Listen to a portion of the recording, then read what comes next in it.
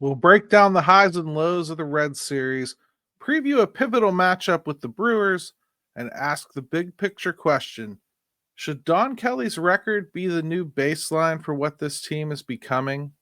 All that and more right here on Locked On Pirates.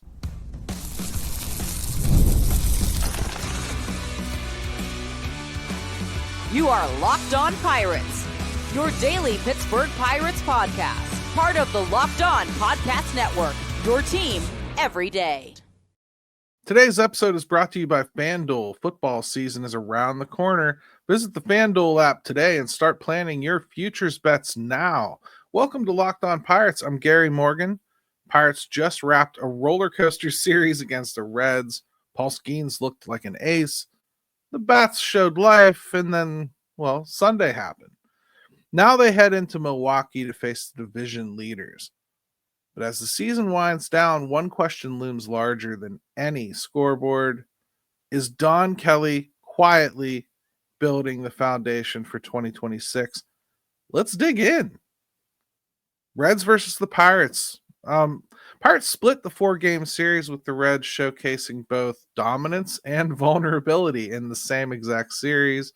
And so did the Reds, who probably, if you ask me in this series, proved they're probably not ready to make the run they hoped they might make this year. Don't get me wrong, they're in a better position than the Pirates, but not by a whole heck of a lot. Paul Skenes was electric. He struck out 8 over 6 shutout innings. Brian Reynolds and Henry Davis homered in a 7-0 win. That was Thursday. We talked about that one already. Pirates edged out a 3-2 win with a strong bullpen game on Friday. Timely hitting involved in that one. Game 3, Saturday, a tight 2-1 loss. The bats went quiet against Chase Burns. And, I guess it was expected, right? I mean, you didn't expect the Pirates bats to just hammer the Reds the whole weekend, did you? And then game 4 on Sunday, the Reds exploded for 14 runs, led by Miguel Andujar, who many are probably experiencing some sour grapes over still, since the Pirates basically let him walk for nothing. Spencer Steer and Noelvi Marte. Noelvi Marte was really the story for the Reds, if you ask me, this whole series. He was unbelievable. Pirates had 16 hits yesterday. Managed 8 runs. Should be more than enough for what we've watched this season so far with the Pittsburgh Pirates, but it hasn't been. The bullpen has been a struggle pretty much since the deadline. Yeah, they lost David Bednar. Yeah, they lost Caleb Ferguson. They've been trying a lot of other things. They've also not been getting as much help from their starters, and that was very evident in this series. When they got good outings from their starters, the team performed and they won. When they didn't get good outings from their starters, the team didn't perform and didn't win. I would say Sunday's performance is probably the most frustrating. This team scores 8 runs. That's got to be a win 99.99% of the time, and it wasn't. In fact, most teams would tell you that. But this Pittsburgh Pirates team especially, they've pitched way better than that. Pirates offense was inconsistent in this series. I felt like there were times when they looked like, man, they had a battle plan against the Reds. They had an approach. They had a way they were going to go. And I think for the most part, they stuck to it the whole series. Really, they only had one game where the runs just weren't going to happen. Okay? 2 games, I guess. One of them was just a well-pitched ball game that they came back late in and ended up winning. I could say kind of the same thing for Saturday's game. Another low-scoring affair. In many ways, maybe Friday and Saturday's games were more indicative of how these two teams really match up. They can probably both keep the other off the score sheet because they both pitch pretty well. And they both have very inconsistent offense. And I think those 2 games were more indicative of what these 2 teams really can do against each other. Friday was an explosion on the Pirates side of things. Sunday was an explosion on both sides of things. And the Reds pitching just outlasted the Pirates pitching. Pirates bullpen, I think, has started to show a lot of cracks, and I don't think it's all just Bednar and Ferguson being sent out. I think it's maybe almost a moment of, oh crap, this is what I've been working for from Dennis Santana, because he just hasn't really been good since taking over as the closer. I think they've been really struggling to find options to eat all the innings that have been left over by a lot of the starters, which has tired out parts of the pen. They're trying guys in roles that I think we haven't seen a lot of success from. Johan Ramirez has been getting a lot of opportunity. And this is a guy that's been DFA'd 10 times throughout the years. Guys, he pitched for 4 different teams last year, including the Pirates. The Pirates have toyed with Johan Ramirez for years. The stuff is beautiful if he's landing it. The problem is he has one of those outings every 4-5 times out, sometimes more, where just nothing's working. He can't control that slider. He's hitting guys with it if they're left-handed. He's throwing up things that the right-handers have no prayer of hitting, so they don't even bother swinging, and then he walks a bunch of guys. It's either disaster or exceptional from Johan Ramirez. And there's really no future in getting him anywhere. This is a guy that's going to be a free agent one way or another. They're going to let go of him. They just recently made another move. We've got Dowry Moretta back up here, and they've been trying to use him as a fireman, but he really has been struggling recently. I don't think that he ever really showed in AAA that he was ready for the call back up to the league. Remember, he's coming off Tommy John too, so there's an awful lot of torque on his elbow, especially for his feature pitch, which is that reverse slider. Okay, which really, I don't know why we're calling it a reverse slider, because it's a screwball. There aren't a lot of guys that throw it, and it looks like a screwball to me. It has all the action of a screwball, which is basically just what we've come to call a two-seamer that doesn't dart down. It darts more into the righties and down. That's the action I see on his pitch. They want to call it a reverse slide. I don't care. Call it whatever you like. But to me, that's just an old school screwball. Either way, it hurts your elbow. So I can understand him maybe not having the feel for it that he did before. He's probably trying to implement some new technique to keep his arm healthy while throwing that pitch and keeping it effective. But it wasn't effective in this series, not as often as you'd like. It's a good pitcher. I'm not ready to give up on him. I'd love to see him come back next year and do well. The Pirates decided to send him out instead of Johan Ramirez, which would have been a wave, which I would have been fine with. They decided to move Dowry Moretta down to make room for, coming off the IL, Chase Shugart. Now, I am beside myself ecstatic to get Chase Shugart back. Don Kelly loves to use him in a whole bunch of situations. I think you can expect to start seeing him used back again as the fireman. He was so good at that. But don't discount the possibility that Don Kelly might want to use him in late innings too. They need more answer to get themselves to Dennis Santana. They've been trying to use Ryan Borucki. I don't think that's a good answer either.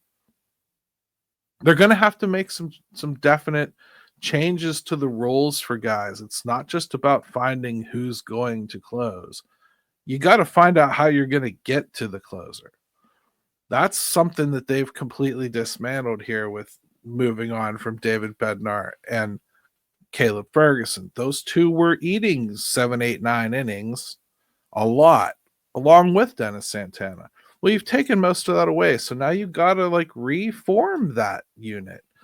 And it's not worth the effort you think it might be in 2025, because your mix going into 2026 is undoubtedly going to be different. You're going to bring in free agents. You're going to have other kids that graduate. You're going to have starters that don't make it as starters. You're going to have a lot of different things that they have to do here.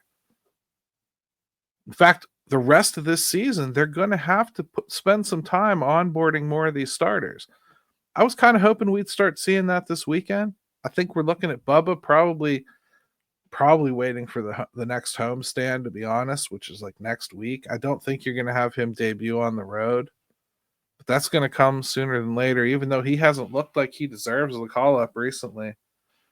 But he has to be added to the 40-man to protect him from the Rule 5, and that just smells to me like, hey, get him up here and knock some of the rookie out of him. The Reds, one thing I really wanted to point out about the Reds that I thought was interesting, this series, it moved the Reds' streak of not being swept all the way to 40 straight series. It has been 40 series since the Cincinnati Reds were swept. Isn't that crazy? That's crazy, right? From a mixed bag against Cincinnati to a tough test ahead in Milwaukee. That's where we got to head next. The Brew Crew. Today's episode is brought to you by Gameday Hue, and so is this hat I'm wearing. For Pirates fans like me, this one hits the mark.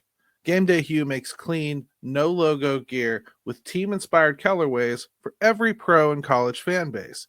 It's all about letting your colors speak for you. No giant logos, just versatile style that works on game day, on the course, or anywhere in between. I love rocking it on the course. It's subtle. It keeps people from asking me Pirates questions and interrupting my game and my break from covering the Pirates. And it's important to me.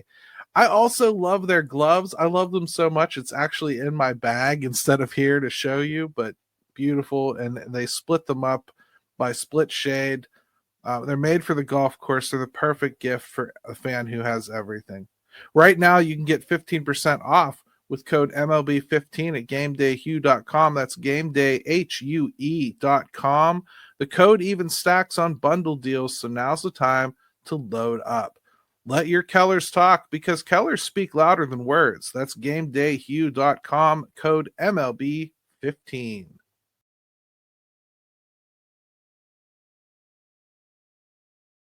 Hey everybody, welcome back to Locked On Pirates. Make sure you hit the subscribe button, hit me with a like, and drop a comment. Especially today, I really want your comments. This show, comment on the show, of course. But on Wednesday, I'm having a special episode here. I'm having Eric Minshaw from the Ohio Baseball Science Academy on, and we're going to talk about pitching science specifically. He's a former pitching instructor for the Pittsburgh Pirates, worked out of Bradenton years ago, and he's moved on since to start his own offshoot company here called the Ohio Baseball Science Academy. I really want to dig into how we got where we are with pitching. How did we get to the point where we're keeping guys at 100 pitches? Why do we monitor innings so closely? What are people doing in the industry to try to prevent all these pitching injuries that crop up all the time? This is going to be a great opportunity for you. A lot of you ask me these questions or pose to me your own beliefs on how pitching should be handled.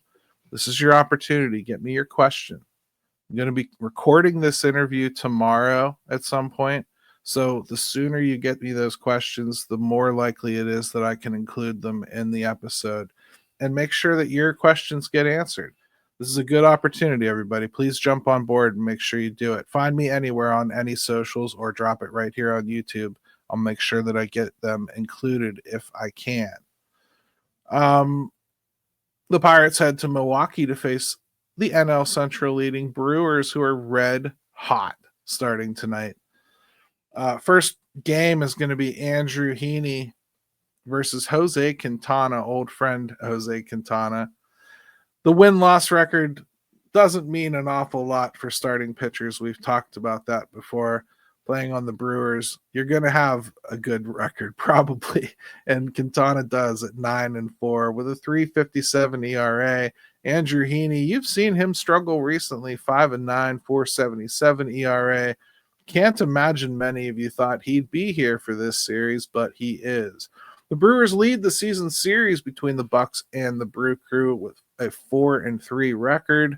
Milwaukee is 9-1 in their last 10 games with a 306 team batting average. The Pirates are 4-6 in their last 10 with a 6.44 ERA. Christian Yelich is having a real like season that bounced back for him. 21 home runs, 74 RBI, primarily playing as a designated hitter. William Contreras, 6 home runs in his last 10 games. He was really not playing up to his standard earlier on, but he looks a lot better now. Isaiah Kiner-Falefa has kind of been on a heater lately, 273 average in total, but lately he's really come up with some pretty big hits. Nick Gonzalez, 17 hits in his last 43 at-bats. Still waiting on some power to emerge from Nick. I think that's going to develop. I think we're seeing the double power right now and a lot of the warning track power from Nick Gonzalez. I would expect over the offseason he'll add a little bit more strength, and you'll start seeing some of those doubles or wall scrapers turn into home runs and no doubters. And I would expect him to continue that progression. He's got the right kind of approach up at the plate right now, and I think he creates the right kind of launch with just about everything he's hitting. So can the Pirates contain Milwaukee's offense? That's a big question going into this one.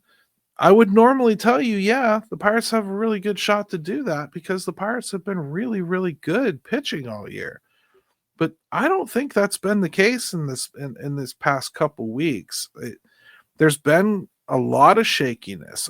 Sure, we got a good outing out of Mitch Keller and Paul Skenes this last go around, but the complementary pieces don't seem to be playing as nicely as they did. Andrew Heaney is a guy that you guys know as well as I do can give you a really, really great outing, or he can give you a really terrible outing. And recently we've had a lot more of the really terrible outings, and that's not great. And it's hard when you have guys in the minors that could be called up to help, and this team refuses to do it. I think there's reasons for Bubba. He's really been struggling recently. And I did hear his comments about being frustrated and feeling that he's ready to be called up. Most players feel that way. Most players don't vocalize it, but Bubba is a guy that, I don't know if you guys know this or not, but early on in like spring training, he actually sent Paul Skenes a text message asking him if he was going to be okay with being the Pirates' number 2 next year. So Bubba's not a guy that lacks for confidence, okay? He thinks he can do it, and I get it.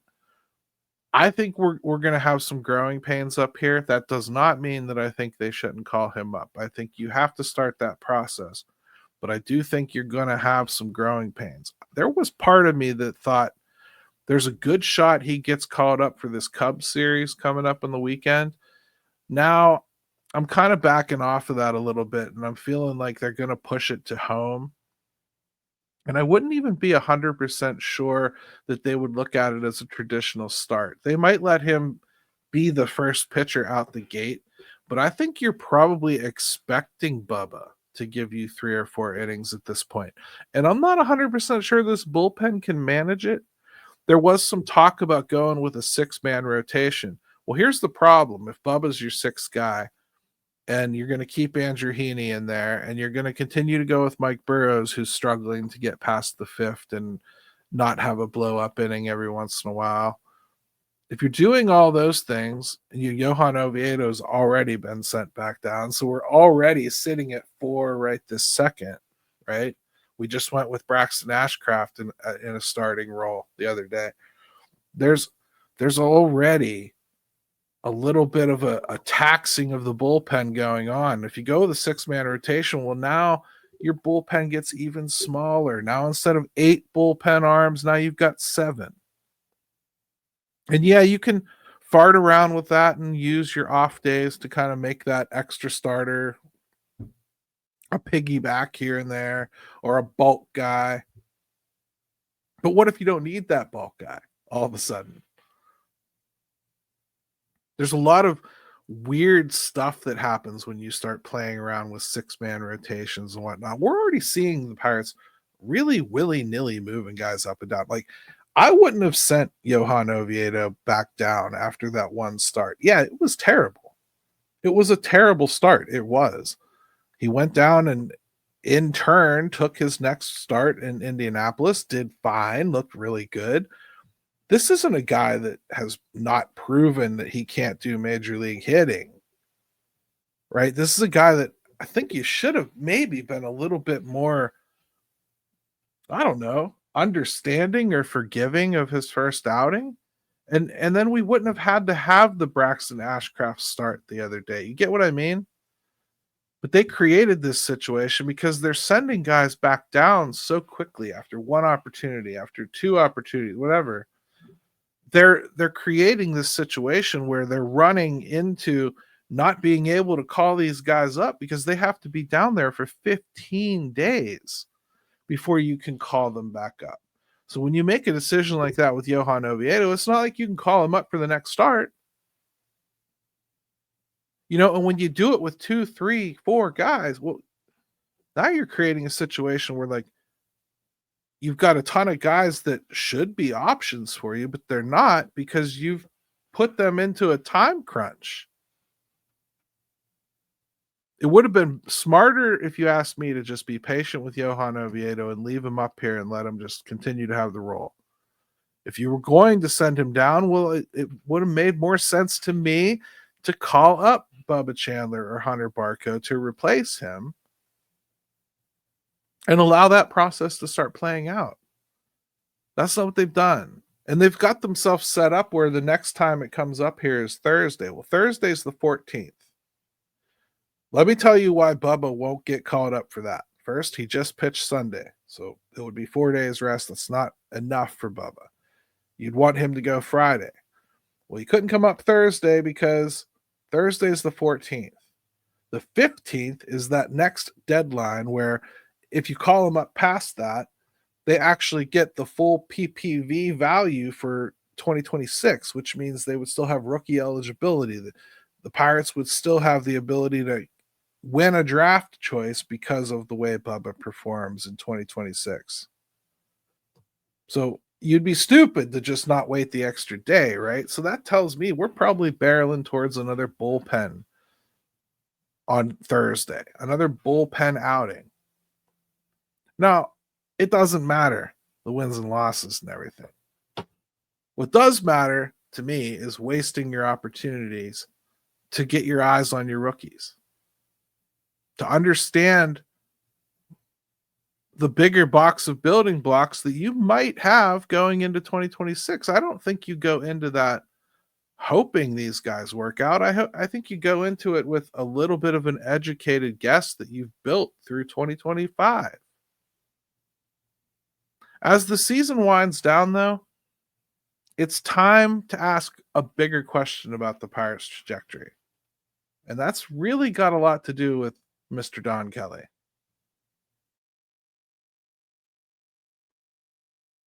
August 16th is officially FanDuel Futures Day, a brand new holiday for football fans who live for bold predictions and preseason hunches.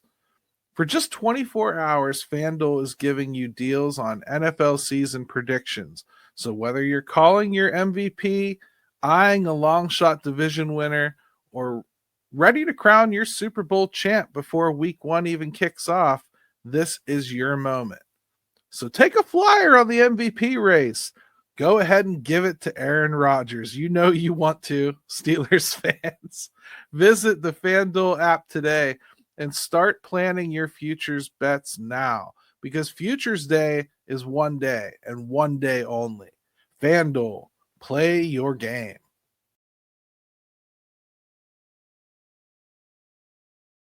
Hey, welcome back to Locked On Pirates, everybody. One question I got for you, for real. Should Don Kelly's record be the new baseline for 2026? Hear me out here, for real. Since taking over on May 8th, Don Kelly has led the Pirates to a 27-32 record. It's a .458 win percentage.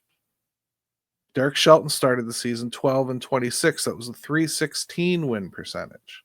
Pirates are 51-68 overall. That's last in the NL Central. And under Kelly, this team has shown flashes of competitiveness, especially in June and July. So let's just say like Don Kelly was the coach all year long. Let's say that the Pirates had done what we, as a group, had advised them to do and fired Derek Shelton in the offseason. And you start with Don Kelly. And let's say that the beginning of the season stays on par with what Don Kelly has gotten done since taking over.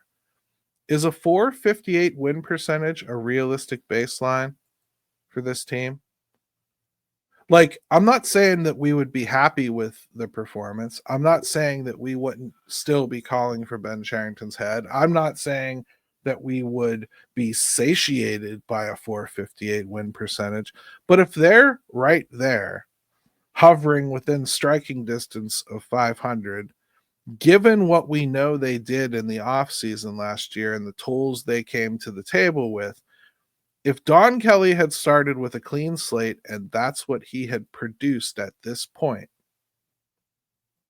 what would we be kind of looking at the team as having a better opportunity to actually kick it over the top of the hill into a 500 season come 2026, into a winning season in 2026? Should we kind of realign what we think this team is? Like, we look at the overall record, and yes, it matters, and yes, it's true, and yes, it's accurate, and yes, we should talk about it.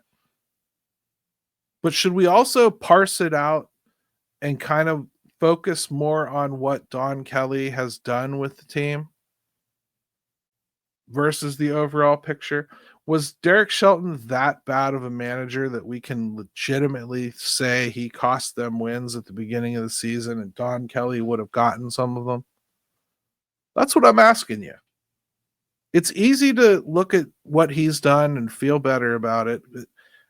The thing that impresses me is I don't think he's gotten like a whole bunch of extra help.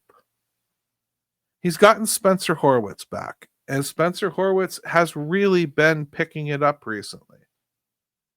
He's become a lot closer to the player we thought we were getting or hoped we were getting than the player Derek Shelton had, which was not a first baseman, period, right? He had Eldemaro and Manuel Valdez playing there a lot, Adam Frazier, and he also didn't have Nick Gonzalez. Don Kelly has had a lot of Nick Gonzalez. So, okay, I can also say, like, I think the pitching staff in general performed better under Don Kelly. I thought his usage of the bullpen worked better. I thought his patience with the starters, or lack thereof with the starters, worked better. I thought the lineup changes have worked better. He's been more consistent with them. And I think we're seeing that kind of fade now as he's had to change it with some of the demands that come with finishing out a season in which you're losing. We already know that Bob Nutting is pretty committed to Don Kelly. All right. It's already been reported that Don Kelly is very likely to be back as the manager next year, regardless of what happens with the general manager situation. So it feels as though at least Bob Nutting thinks that Don Kelly has taken this team in a direction that he'd rather evaluate that team than the team that has produced this overall record. Again, it's a fine line. I don't want to cancel what happened early on in the season. I don't think we can or should do that. But I do think it's worth noting what Don Kelly himself has done with this team. Because when you look at it that way, I do think it makes the holes look a little bit less drastic. It makes it look a little bit more doable that they could bolt on to this existing unit and turn it into a winner. Like, if you just take the parts that you know are going to go away here, Andrew Heaney, Isaiah Kiner-Falefa, Tommy Pham, and you replace them with 2 or 3 decent players.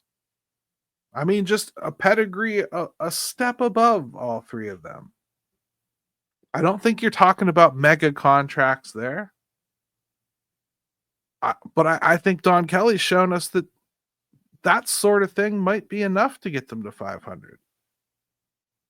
Now, I have concerns with Don Kelly too. Like, your 2 biggest offensive stars on the team are Brian Reynolds and O'Neal Cruz, and both of them are not having the types of seasons that anyone involved with this franchise from fans on up expected to have or hope to have.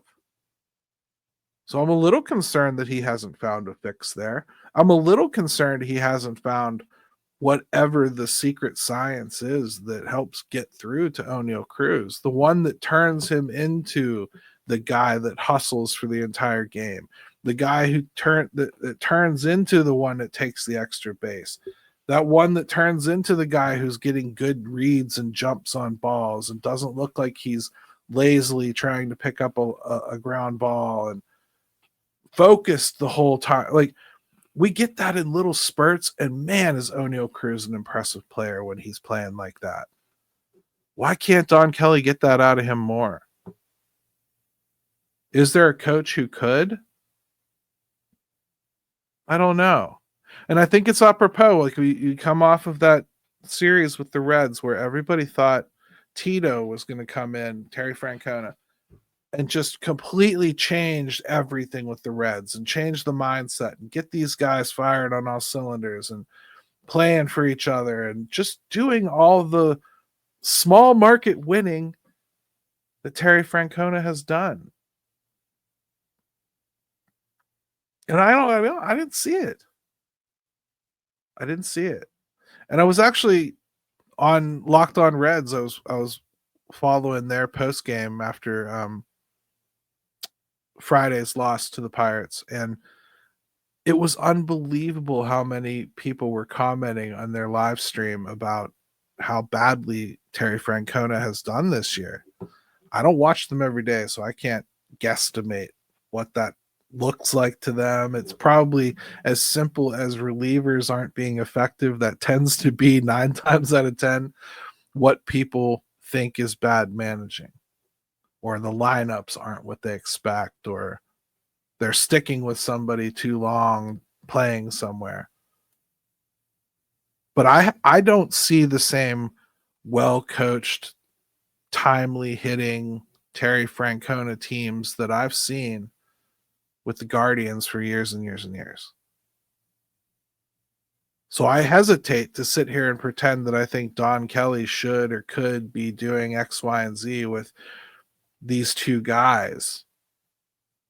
But there's got to be something to that, because you're going to return those two guys. And if Brian Reynolds and O'Neal Cruz are not difference makers next year, well, I think we'll kind of be saying, what's the difference? So the final answer on Don Kelly to me is, can you get through to O'Neal Cruz and Brian Reynolds? And can you show me a little bit of a taste of that this year? If Don Kelly's Pirates are the starting point, what's the next step to make 2026 a winning season? I'll tell you, it's a lot smaller of a step than it would be if you take in the entirety of the picture of 2025 and add back in what Derek Shelton got done. I love Don Kelly. I think he's a great guy. I think he's got a lot of potential, and I think he's got a real head start on being here next year, just because I think Bob Nutting's decided already, and he would have to have an impassioned statement from a new GM to change his mind. But that doesn't mean it's right. I would say to yourself, what's your thoughts? You look at what he's produced here post Derek Shelton.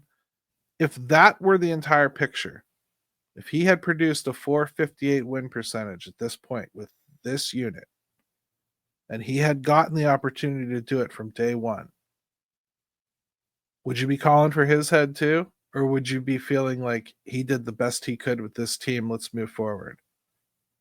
Part of me thinks you needed to see the Derek Shelton thing to appreciate Don Kelly. But you tell me. That's where I'll leave it to this episode. I'll have more for you tomorrow on Locked On. Don't forget to get me your questions in for Eric Minshaw. Going to be recording that tomorrow at some point, and I just want to make sure that you had an opportunity to get as many as you can in. Thanks, everybody. Let's go, Bucks.